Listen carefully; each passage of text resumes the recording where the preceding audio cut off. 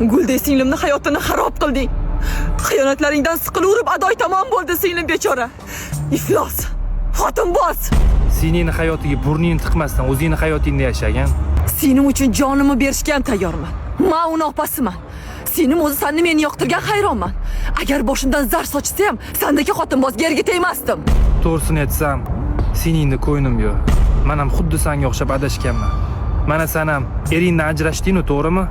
Odamzod borki, hammasi adashadi. Eringdan ajrashib, ayol boshing bilan bolalaringni boqishga qiynalayotganingni ham bilaman. Men pulni ol.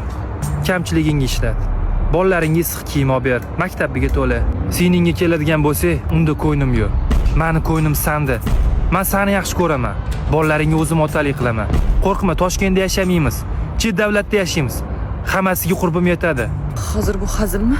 Hazlashayotganim. Menga erga tegasanmi?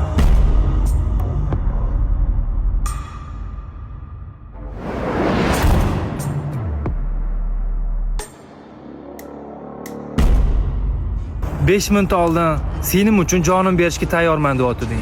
Qo'lingga $500 pul berib erlik qilaman desam, o'zingni menga baxshida qo'yording-ku. Naqadar arzon odamsan.